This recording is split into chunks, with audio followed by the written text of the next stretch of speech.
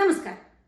या देवी सर्वभूतेषु मातृरूपेण संस्थिता नमस्तस्मै नमस्तस्मै नमस्तस्मै नमो नमः। हमारे घर में दसरा के अवसर पर अनेक ऐसे खिलौनों को हमने सजाया है और प्रदर्शन के रूप में रख दिया है। अनेक लोगों के मन में एक शंका है कि क्यों इतने सारे खिलौनों को दसरा के अवसर पर रखा जाता है और इसके पीछे उद्देश्य क्या है। आज हम इन्हीं सवालों के उत्तर ढूंढने की कोशिश इस वीडियो में करने वाले हैं। दक्षिण भारत में जब भी हम देखते हैं तो नवरात्रि के अवसर पर अनेक ऐसे देवता मूर्तियों को और ऋषि मुनियों को और अनेक मानव मूर्तियों को भी हम सजाते हैं। इसके पीछे एक कहानी जरूर है। महिषासुर नामक एक राक्षस था। वो सब लोगों को बहुत सताता था। उनके अत्याचार इतने बढ़ गए थे कि साक्षात देवतागण भी परेशान हो गए थे। वे सब मिलकर विष्णु जी के पास जाते हैं। खुद विष्णु भी उनके अत्याचार से परेशान था।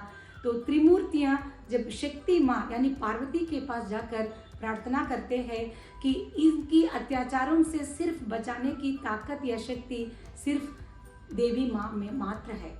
तब दुर्गा माँ महिषासुर मर्दिनी के रूप में अवतार लेती है।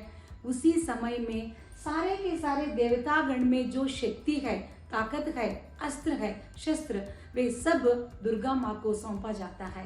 तब वह महिषासुर मर्दिनी का अवतार लेती है और महिषासुर से 9 दिन के लिए वो युद्ध करती है। इन्हीं 9 दिनों के समय में देवतागण अपनी चेतना खो बैठते हैं और खिलौनों की भांति वे खड़े हो जाते हैं। आप लोग बच्चों के खेल को देखा होगा। बच्चे लोग किसी दूसरे बच्चे से खेलते समय कहते हैं स्टैचू। स्टैचू कहने के बाद दूसरा बच्चा वो कुछ समय के लिए स्तब्ध रह जाता है। जब तक वो फिर से स्टैचू नहीं कहता तब तक वो खिलौना की भांति खड़ा होता है। ये तो बच्चे अनजाने में खेलने वाला एक खेल है, मगर यही एक वृत्तांत देवतागण के साथ भी हुआ है। 9 दिन के लिए वे अपनी ताकत व ऊर्जा को और चेतना से रहित रह जाते हैं, खिलौनों की भांति खड़े होते हैं। आखिरी दिन विजयदशमी के दिन जब महिषासुर मर्दिनी महिषासुर पर जीत प्राप्त करती है तभी उनकी चेतना वापस आ जाती है। इसी को हम एक विजयदशमी के रूप में आचरण करते हुए इस त्योहार को हम मनाते हैं। आध्यात्मिक स्तर पर इस विचार को देखते हैं तो पूरे ब्रह्मांड में हर एक दिन हर एक वस्तु से, व्यक्ति से, जानवर से, पक्षी से हमें सहायता मिलती रहती है। उन सब को हम धन्यवाद रोज नहीं दे सकते। तो विश्व में जितने भी प्राणी है, प्राणी कोटि है, उन सब को हम धन्यवाद देने के हेतु हम ऐसे एक छोटा विश्व के रूप में घर में खिलौनों को सजाते हैं। उनमें हर व्यक्ति को, वस्तु को धन्यवाद अर्पण 9 दिन हम करते रहते हैं। इसके पीछे अर्थ के रूप में भी हम इसको भी देख सकते हैं। और आदि भौतिक स्तर पर भी हम इन खिलौनों को क्यों सजाते हैं, उसके पीछे भी एक अर्थ मौजूद है। मिट्टी की मूर्तियां बनाने वाले लोग अपने पेशे के रूप में मूर्तियों को बनाते रहते हैं और उनको साल भर में जितनी भी मूर्तियां वे तैयार करते हैं, दशहरे के अवसर पर वे उनको बेचते हैं, उनकी बिक्री होती है।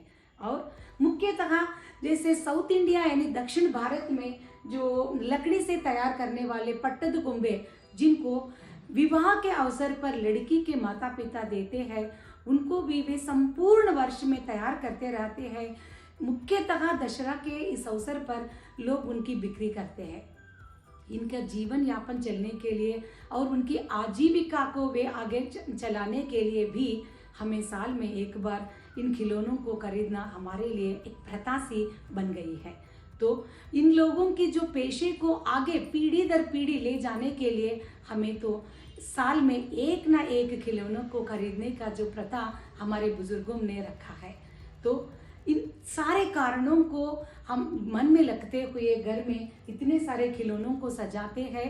और मैं सोचती हूँ और एक बात इसके साथ मैं जोड़ना चाहती हूँ कि यही एक अवसर होता है, बच्चों को शाला व कॉलेजों में छुट्टी मिलती है और सारे परिवार के लोग अपने मित्रों से और रिश्तेदारों से मिलने का एक सुनहरा मौका होता है कि हम लोगों को इधर हमारे घर में बुलाते हैं।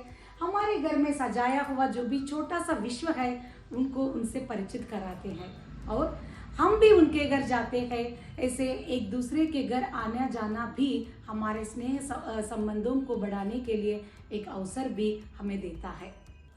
हर एक घर में एक छोटा सा विश्व है और हर एक घर में जितने भी खिलौने हैं उनकी अपनी एक अलग सौंदर्य को हम महसूस कर सकते हैं। तो इसी एक उद्देश्य के साथ हम दशहरे को दक्षिण भारत में मनाते हैं और आप भी आपके मन के विचार इन खिलौनों के बारे में और इस दशहरे से संबंधित त्योहार के बारे में हमसे ज़रूर कमेंट बॉक्स में बांटिएगा। और मोटिवेशनल काफ़ी बातें चैनल को अगर आप तक आप सब्सक्राइब नहीं किया है तो ज़रूर कीजिएगा और अपने मित्रों व रिश्तेदारों से इन वीडियोस को आप ज़रूर बांटिए।